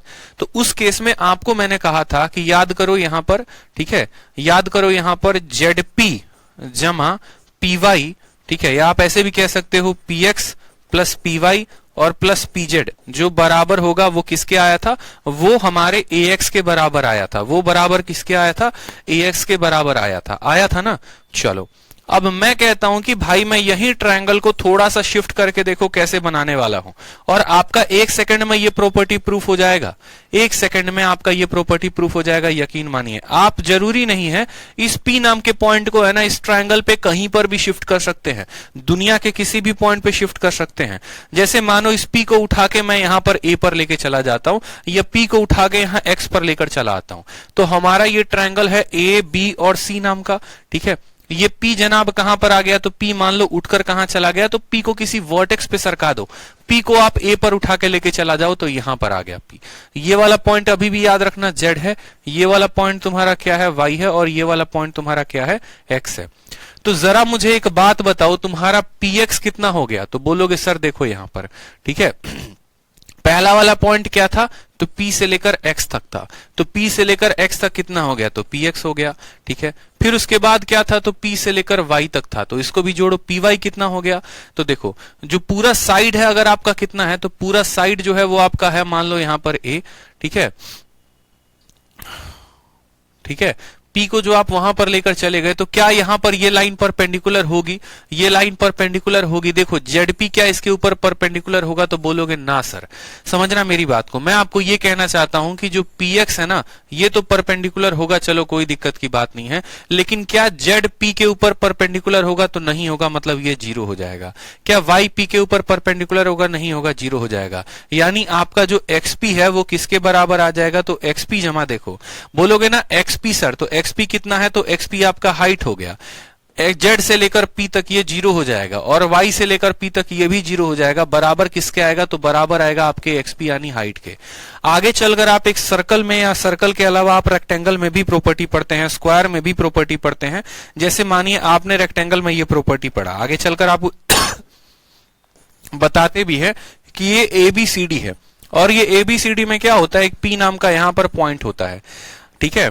तो P नाम का पॉइंट होता है, और इस P नाम के पॉइंट को जरूरी नहीं है आप कहीं भी दे सकते हो। मान लो ये P बदतमीज पॉइंट यहां पर है, तो आपको यहां पर पढ़ना होता है मेंसुरेशन में, ठीक है, आपको मेंसुरेशन में पढ़ना होता है कि यहां पर जो AP का स्क्वायर है जमा PC का स्क्वायर बराबर होगा किसके, तो बराबर होगा BP के स्क्वायर के, और फिर उसके बाद किसके, तो फिर उसके बाद PD के स्क्वायर के। ये बातें हमें पढ़नी होती है आगे चल के मेंसुरेशन में, कि AP का स्क्वायर प्लस PC का स्क्वायर बराबर BP का स्क्वायर प्लस PD का। अब ऐसे केस में क्या करो, इस P पॉइंट को उठाओ और यहां पर D पर ले जाके रख दो, या D ना छोड़ के C पर ले जाके रख दो, कहीं पर भी रख दो। अब एक पल के लिए यही वाला फोटो को आप मान लो इसमें ऐसे कन्वर्ट कर दो, जहां पर ये पॉइंट क्या हो गया, तो A हो गया, B हो गया, C हो गया, D हो गया, और ये P को उठा के कहां पर रख दिया है, P को उठा के आपने यहां पर रख दिया है, ठीक है। आपने P को बीच से उठा के वर्टेक्स पे रख दिया, उसके बाद क्या होगा, AP A से लेकर P तक, A से लेकर P तक, अब A से लेकर D तक बनाएगा। AP जो है वो AD के बराबर होगा, तो बोलोगे हाँ सर AD के बराबर होगा, ठीक है। PC, ठीक है, P से लेकर C तक, P से लेकर C तक यानी अब हमारा हो जाएगा CD का स्क्वायर, ठीक है, बराबर BP का स्क्वायर, B से लेकर P तक जो है वो क्या हो जाएगा, BD का स्क्वायर, बराबर हो जाएगा किसके, तो BD के स्क्वायर के, जमा PD का स्क्वायर, P से लेकर D तक का स्क्वायर, और P और D एक ही स्थान पर है। अब P और D एक ही स्थान पर है, तो इनके बीच की दूरी कितनी होगी, 0। और ये क्या है, रेक्टेंगल है या स्क्वायर है, तो आप देखो AD का स्क्वायर जमा CD, देखो यहां पर AD का स्क्वायर को AD लिख दो, और ये CD को क्या लिख सकते हो, तो CD को AB भी तो लिख सकते हो। तो AD का स्क्वायर और AB का स्क्वायर क्या बराबर आ गया BD के स्क्वायर के। पाइथागोरस प्रूफ हो गया कि नहीं हो गया, बताओ कि AB का स्क्वायर और AB का स्क्वायर, देखो AD का स्क्वायर AB का स्क्वायर बराबर BD का स्क्वायर, प्रूफ हो जाता है। तो ऐसे पॉइंट को आप घुमा के कहीं भी लेके जा सकते हैं। और एक और बात आपको बता दे, जरूरी नहीं है कि ये P नाम का पॉइंट यहीं पर हो, ये आपको इस पूरे के पूरे पॉलीगन में कहीं पर भी हो सकता है। इनफैक्ट ये पॉइंट P नाम का बंदा बाहर भी हो सकता है। अगर इसी क्वेश्चन में आपको मैं ऐसे कर दूं और मैं आपको बोल दूं यहां पर एक P नाम का पॉइंट है, उस P से आपको इसकी दूरी P से आपको इसकी दूरी, P से आपको इसकी दूरी, P से आपको इसकी दूरी, ये आपको ऐसे प्रॉपर्टी दिया जाता है। आगे चलकर खतरनाक खतरनाक चीजें है ना, A हो गया, B हो गया, C हो गया, D हो गया, P हो गया, तब भी आपका वही फॉर्मूला होगा, ठीक है। तब भी आपका A से लेकर P, P से लेकर C, B से लेकर P, P से लेकर D सेम चीज होगी। क्योंकि इस B को आप ऐसे पकड़ो ना, ये गुच्छा है, इस गुच्छे को किसी भी पॉइंट पर ले जाके घुमा के रख सकते हो, इसको बीच में भी रख सकते हो, तो भी ये प्रॉपर्टी क्या करता है, सेटिस्फाई करवाता है। ये सब चीजें जो है अलग हटकर होती हैं।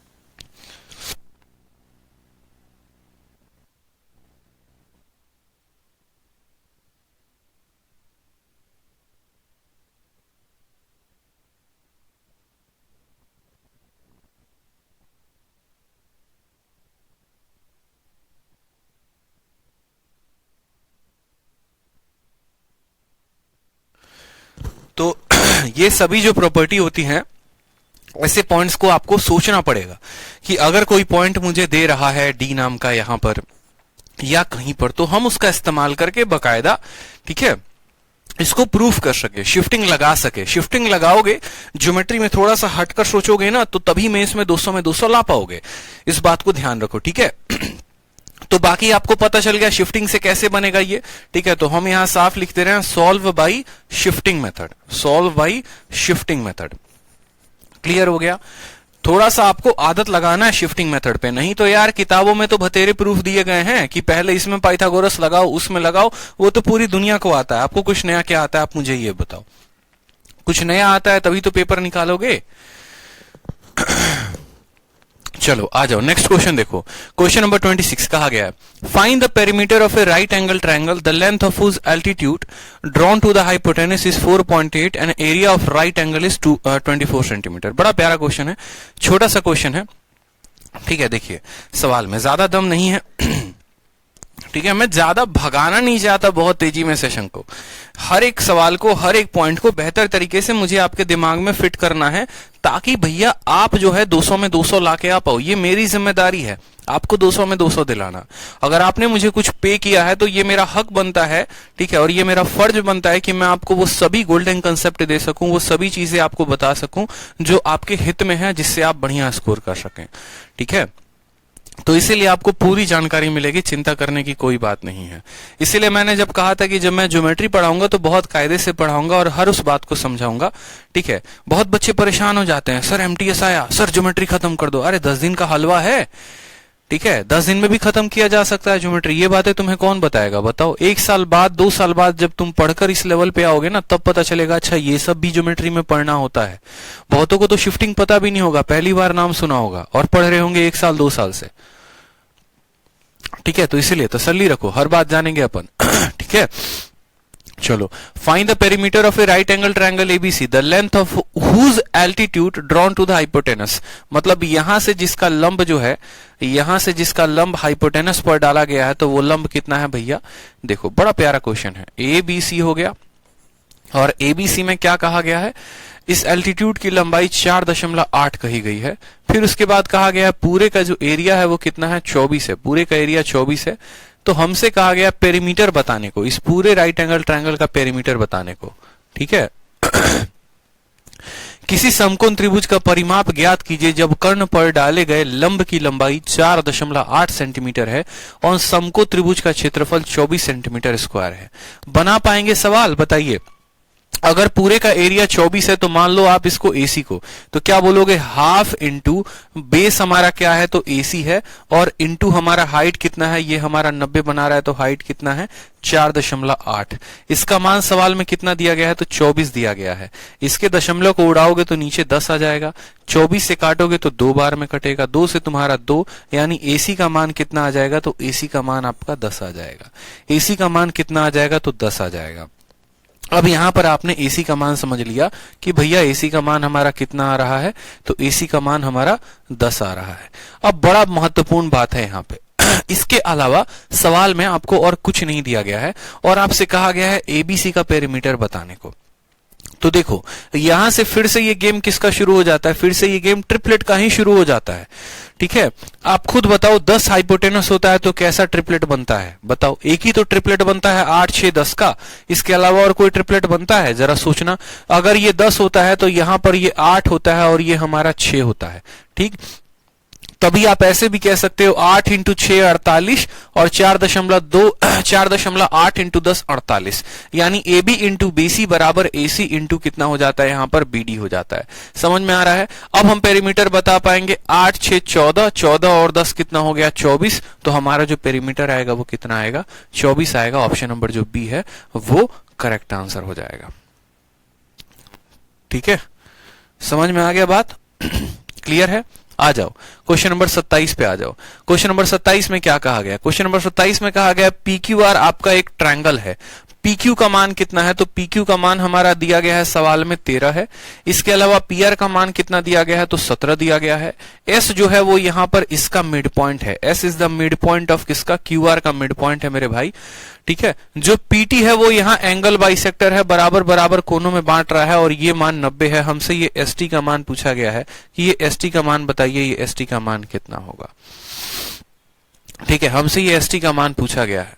समझ रहे हैं सवाल में कि ट्रायंगल PQR में PQ का मान 13 है, PR का मान 17 है, S जो है वो मिड पॉइंट है QR का, PT जो है वो क्या है भैया? तो एंगल बाइसेक्टर है। किसका? QPR का बाइसेक्टर है। तो हम इस सवाल को कैसे बनाएंगे बताइए। ठीक है, बताइए। चलिए जरा सोचते हैं इस सवाल के ऊपर और इसी सवाल को हम थोड़ा बनाने की कोशिश करते हैं। ठीक, थोड़ा सा देखेंगे यहां पे।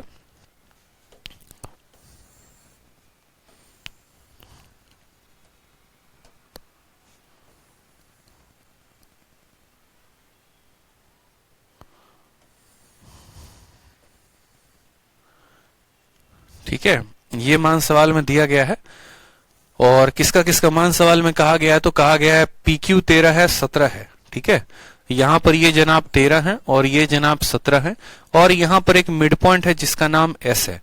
और हमसे किसका मान पूछा गया है? तो हमसे S से लेकर T तक का मान पूछा गया है कि ये जो ST है इसका मान कितना होगा। What is the value of ST? ये ST का मान कितना होगा? कोई दिक्कत की बात नहीं है। इस सवाल को भी आप बहुत सारे तरीकों से कर सकते हो। जैसे पहला तरीका जो मेरे मन में आ रहा है वो ये आ रहा है कि मैं इस लाइन को थोड़ा सा और पीछे लेकर जाऊं। अगर मैं इस लाइन को थोड़ा सा और पीछे लेके जा रहा हूं तो क्या होता है, ये हमारा पूरा का पूरा लाइन मान लो यहां पर, इसको मैं कह सकता हूं कि यहां पर ये PQRST मान लो ये U नाम है और ये पूरा का पूरा लंबाई कितना है? तो पूरा का पूरा लंबाई 17 है। ठीक है, अब मान लो कि वो पॉइंट हमारा क्या है? U है। समझ में आ गया? ठीक है, अब यहां पर देखोगे तो बोलोगे सर ये 90 है। ठीक, इनके कोण के बारे में कोई भी बात कही गई है? तो नहीं कही गई है।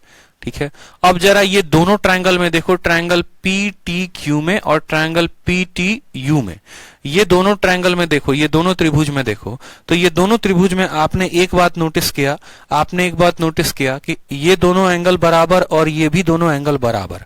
ठीक है, दो एंगल हमारे बराबर हो गए और हमारा एक साइड भी बराबर हो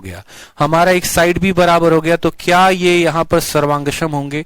क्या यहाँ पर ये कॉन्ग्रुएंट होंगे? बता दीजिए, कॉन्ग्रुएंट होंगे कि नहीं होंगे?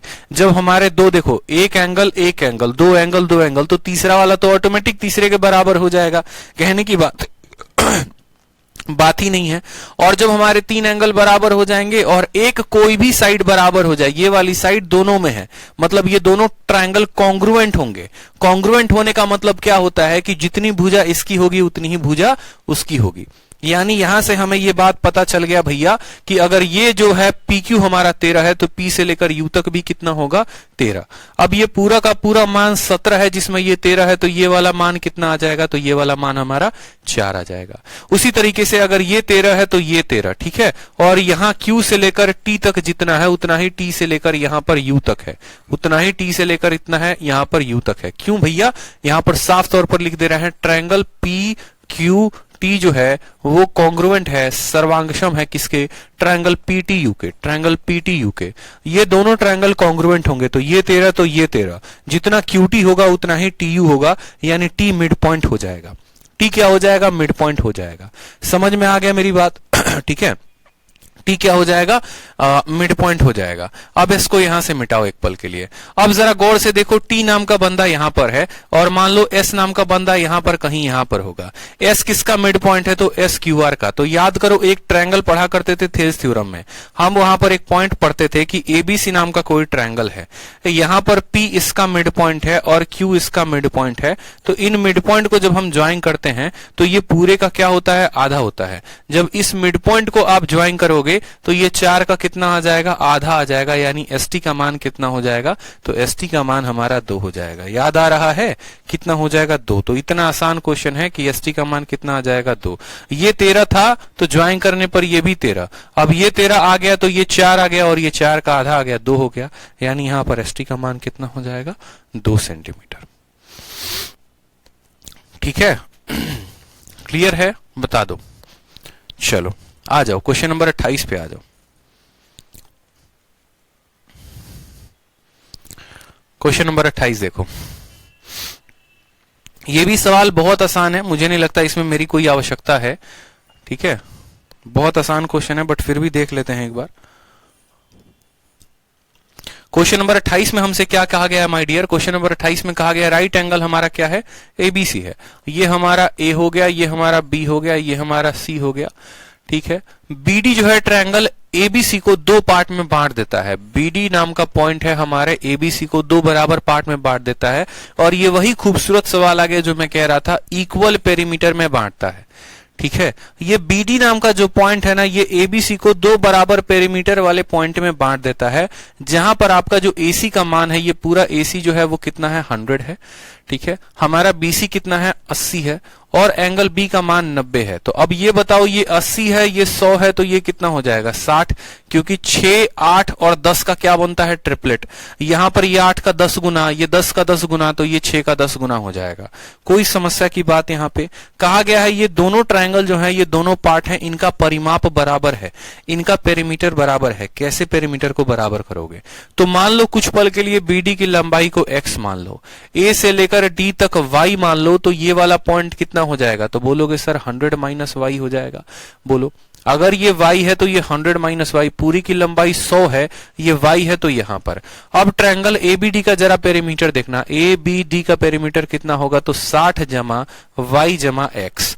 ठीक है, ए बी डी का परिमाप 60 वाई और x हो जाएगा, ये बराबर है डी सी बी के परिमाप के, यानी 80 x और 80 जमा x जमा 100 माइनस वाई के, ये बराबर है इसके, बताओ। ठीक है, आपका x से x खत्म हो जाएगा।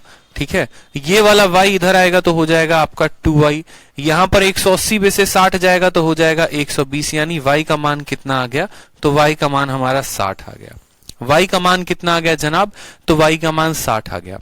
अब y का मान 60 आ गया तो वैल्यू कैसे हो गई, तो आप सीधा यहां पर बोलेंगे कि भैया ये 60 आ गया है तो ये 40 है।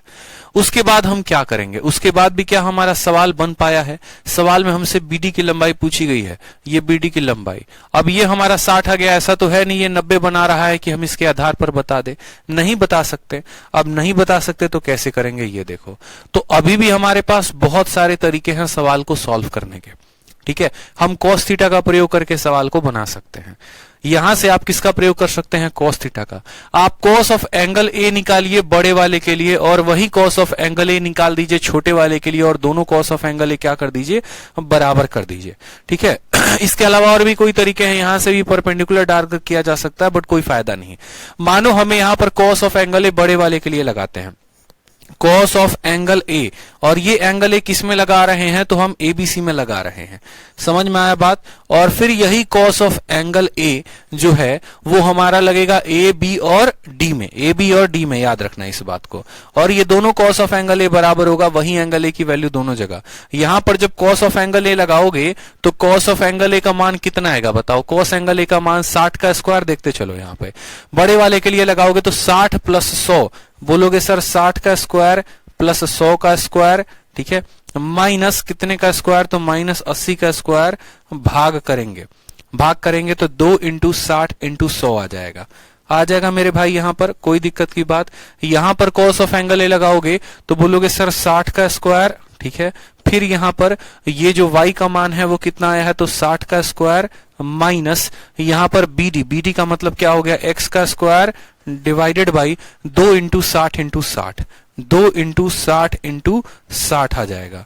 कोई समस्या की बात, आराम से हल करोगे तो x का मान आपका निकल के चला आएगा।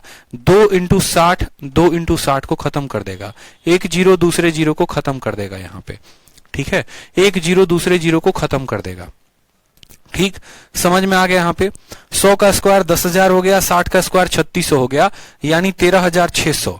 देखो यहाँ पर ये आप ऐसे कर सकते हो, 100 का स्क्वायर हमारा हो गया 10,000, ठीक है, और उसके बाद 60 का स्क्वायर हो गया हमारा 3600, यानी साफ तौर पर हम कह सकते हैं कि ये 13,600 है। अब 13,600 में से कितने का स्क्वायर घटाना है, 80 का, यानी हमें 6400 घटाना है। जीरो हो गया, जीरो हो गया, 6 से 4 2, 13 से 6 गया 7, यानी 7200। तो यहाँ का जो मान आएगा वो कितना आएगा, 7200, और 7200 आ जाएगा यहाँ का मान, तो यहाँ लिख दीजिए कि ये मान आ चुका है हमारा 7200, और बट्टे में कितना है, तो बट्टे में हमारा 10 है, ठीक है। ये 6 यहाँ पर जो बचा हुआ इधर जाकर क्या हो जाएगा, गुना हो जाएगा, बराबर बराबर 60 का स्क्वायर 3600, 60 का स्क्वायर 3600, यानी बोलेंगे सर 7200, 36 और 3600 कितना हो जाएगा, तो 7200 माइनस कितना आ जाएगा, तो x का स्क्वायर। जीरो से हमारा क्या हो जाएगा, तो जीरो खत्म हो जाएगा, जीरो से हमारा क्या हो जाएगा, जीरो खत्म हो जाएगा, ठीक है, जीरो का हमारा जीरो खत्म हो जाएगा। अब वो एक्स स्क्वायर आपका यहाँ पर, और इसको गुना करो तो यहाँ पर फिर आप लिखोगे एक्स स्क्वायर का जो मान है 7200 में से, अब ये मान कितना हो जाएगा यहाँ पर देखो, तो आपको यहाँ 7200 में से घटाना है, कितना घटाना है, तो 720 इंटू 6 घटाना है। आप कोई दिक्कत की बात नहीं है, कोई परेशानी की बात नहीं है, मत करो गुना, कोई दिक्कत नहीं है। 720 दोनों जगह कॉमन है, तो 720 को कॉमन लोगे तो यहाँ बचेगा 10 और यहाँ बचेगा 6, 10 माइनस 6 कितना होता है, 4 होता है, यानी 720 इंटू 4। तो आप बोलोगे सर यहाँ पर 720 के 10 गुना में से उसका 6 गुना घटाएंगे तो 720 इंटू 4 आएगा यहाँ पर। ये 90 इंटू कितना है, 90 इंटू 8 है, ये 90 इंटू कितना है, तो 8 है। तो देखो यहाँ पर इसको लिख सकते हो कि ये 90 इंटू 8 यहाँ पर, और इंटू कितना है, यहाँ पर 4 है, ठीक है। जब आप x की वैल्यू रूट में निकालोगे तो 90 का रूट कितना आ जाएगा, तो आ जाएगा आपका, ठीक है, 90 को हम यहां लिख सकते हैं ना, इसको कोई और संख्या में तोड़ा जाए, 72 को 9 इंटू 8 में तोड़ा जा सकता है। कैसे कैसे तोड़ेंगे, देखो 9 इंटू 8 हो गया 72, ठीक है, फिर इंटू हमारा हो गया, ठीक है, 9 इंटू 8 इंटू 2 इंटू 5 इंटू 4, हम ऐसे तोड़ सकते हैं। 9 × 72, फिर 0 को 2 इंटू 5 में तोड़ सकते हैं, फिर 4 को हम 4 में, 9 का रूट हमारा आ गया 3, 8 इंटू 2 16 का रूट हमारा आ जाएगा 4, 4 का रूट हमारा आ जाएगा 2, और 5 पे लगा दो रूट, यानी 4 3 12 दूना 24, रूट 5, ऑप्शन नंबर जो बी है वो करेक्ट आंसर हो जाएगा। सॉल्व करने के लिए इतना लंबा मैंने किया हुआ है, बाकी इस सवाल को बहुत शॉर्ट में किया जा सकता है। जब आपका कलम आपके दिमाग से ज्यादा तेज चलेगा तो ये सवाल 1 से 1.5 मिनट के अंदर बन जाएगा। जहां पर आपको x का मान सीधा का सीधा देखो ये 60 आ जाएगा, आप ऑन द स्पॉट यहाँ पर जो है cos थीटा लगाओगे और बहुत शॉर्ट में सॉल्व कर लोगे। आपको एक एक स्टेप में परेशानी ना हो। आज से कुछ महीने बाद भी क्लास नोट्स देखो, इस वजह से मैंने इसको इतने थोड़ा सा लंबे में बना दिया है, ठीक है। बाकी आप ऐसा कर सकते हैं, ठीक है भाई, कोई दिक्कत की बात यहां पे। यहां पर ये d का मान 90 नहीं है, इस बात को समझो। अगर d का मान 90 होता तो हम ट्रिपलेट नहीं लगा लेते। कहां सवाल में d का मान 90 दिया गया है? नहीं दिया गया है सवाल में d का मान 90। भूल जाओ। क्या 60 और 60 अगर ये 90 होता तो इसका बेस भी 60 और हाइपोटेनस 60 का भी ऐसा पॉसिबल था? नहीं था ना, ठीक है। चलो तो जो है आगे एक सवाल देखते हैं। अब आ जाओ, यहां से सवाल थोड़े से आसान है। क्वेश्चन नंबर 29 से बहुत आसान क्वेश्चन है। कहा गया एक ट्रायंगल की जो साइड है वो 20 है, 16 है और 13 है, तो बताओ इसमें से कौन सा करेक्ट है। क्या ये ट्रायंगल ऑब्ट्यूज है, क्या ये ट्रायंगल राइट है, क्या ये ट्रायंगल एक्यूट है, या पता नहीं लगाया जा सकता। आपको पता है सबसे बड़ी वाली भुजा कौन है? 20। तो 20 का स्क्वायर करिए तो कितना आ रहा है? 20 का स्क्वायर 400 आ रहा है। बाकी दोनों भुजाओं का स्क्वायर करिए तो 16 का स्क्वायर कितना होता है? तो 256, ठीक है। और उसके बाद 13 का स्क्वायर कितना होता है, तो 169 कितना होता है मेरे भाई, 169।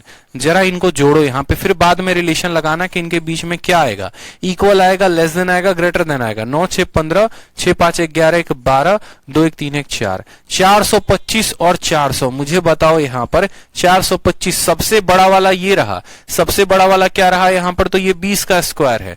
समझ में आ गया बात। और ये हमारा है 16 का स्क्वायर और ये हमारा है 13 का स्क्वायर। तो हमें क्या करना होता है, सबसे बड़े वाले का स्क्वायर बाकी दोनों के स्क्वायर के साथ चेक करना होता है। अब यहां पर क्या होता है मेरे भाई, यहां पर ये जो है वैल्यू है, ये क्या है, ये बड़ी है, बड़ी है। तो यानी अगर समझेंगे मेरी बात को, ए स्क्वायर प्लस बी स्क्वायर अगर हमारा सी स्क्वायर से ग्रेटर आ रहा है तो ये ट्रायंगल एक्यूट होता है, न्यूनकोण होता है। अगर हमारा ए स्क्वायर प्लस बी स्क्वायर सी स्क्वायर के बड़ा आ रहा है तो ये ट्रायंगल जो होता है वो राइट होता है, ठीक है। और अगर हमारा ए स्क्वायर प्लस बी स्क्वायर छोटा आ रहा है सी स्क्वायर से तो इसको हम कहते हैं ऑब्ट्यूज ट्रायंगल। आप मुझे बताओ ए स्क्वायर प्लस बी स्क्वायर बड़ा है कि छोटा है, बड़ा है, मतलब ये कैसा ट्रायंगल हो गया, तो एक्यूट हो गया। तो आंसर क्या होगा, ऑप्शन नंबर जो सी है वो करेक्ट आंसर है।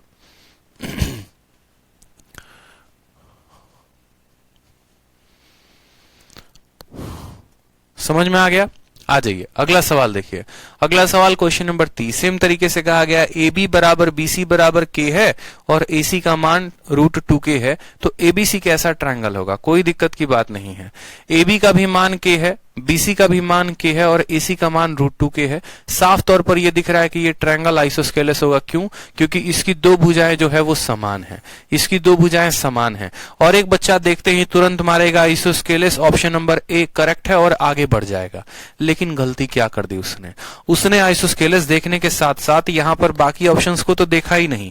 राइट एंगल ट्रायंगल, तो भैया चेक करो यहां पर ट्रायंगल बना के देखो कि अच्छा ठीक है ये साइड हमारा k है, ये साइड हमारा k है और जो दूसरी वाली साइड है वो √2k है। ये पक्का राइट एंगल ट्रायंगल है। याद करो 1 1 √2 1 1 √2 कैसा ट्रायंगल बनाता है, तो राइट एंगल। मतलब ये आइसोस्केलेस भी है और राइट एंगल ट्रायंगल भी है। तो ऑप्शन नंबर जो डी होगा वो करेक्ट होगा कि ये समबाहु भी है और समद्विबाहु भी है, समबाहु भी है और समद्विबाहु भी है। दोनों भुजाएं भी बराबर है इसकी और यहां पर कोण भी 90 का बनाएगा। तो राइट आइसोस्केलेस ट्रायंगल जो होगा वो करेक्ट आंसर होगा। समझ में आ गया। नहीं तो नजर पड़ी तो राइट पे राइट टिक कर दोगे, नजर पड़ी आइसोस्केलेस पे तो आइसोस्केलेस पे। ये दोनों है भाई साहब, ये दोनों का कॉम्बिनेशन है, ठीक है। चलिए आ जाइए अगला सवाल देखिए। अगला सवाल next question, question number 31। Largest angle of A triangle of side 7 5 and 3, इसका सबसे बड़ा कोण जो होगा वो कितना होगा। अगर हमारे साइड जो है वो 7 है, 5 है और 3 है तो हमें सबसे बड़ा साइड निकालना है। तो यहां से क्वेश्चन नंबर 31 से क्वेश्चन नंबर 60 तक हम लोग अगले क्लास में करेंगे। 2 क्लासेस लगेंगे मुझे जहां तक लगता है। अगर एक क्लास ली 1.5 घंटे की तो, और नहीं तो 2 क्लासेस एक एक सवा घंटे में ये खत्म हो जाएगा, ठीक है। तो इस तरीके से खत्म हम इनको कर देंगे। उसके बाद हम पढ़ेंगे सेंटर्स ऑफ ट्रायंगल, जो कि होता है बहुत ही ज्यादा महत्वपूर्ण आपके परीक्षा के लिए, जिसमें incentre, orthocentre, circumcentre सभी बातों को पढ़ते हैं। उसमें काफी मजा आने वाला है आप लोगों को, बहुत इंटरेस्टिंग टॉपिक होता है, ठीक है। और उसके बाद फिर हमारा पूरा ट्रायंगल जो है वो खत्म हो जाएगा। मेंसुरेशन के बहुत सारे पार्ट्स को हमने ट्रायंगल में ही खत्म कर दिया है। तो उससे क्या होगा, हमारा मेंसुरेशन का जो वीडियो जाएगा या जो लेंथ जाएगी वो थोड़ी कम जाएगी, ठीक है। क्योंकि बहुत ऐसे पार्ट्स को हम ऑलरेडी ट्रायंगल में कवर करते चलेंगे, ज्योमेट्री में कवर करते चलेंगे, ठीक है। तो जो 2D वाला पोर्शन होगा ना वो ऑलमोस्ट हम यहीं पर कवर कर लिए होंगे, बहुत ऐसे पॉइंट्स को, ठीक है। तो यहां पर रिवाइज करना है आज जितना मैंने पढ़ा है, बाकी कल की क्लास में लाइव रहेंगे, ठीक है। धन्यवाद।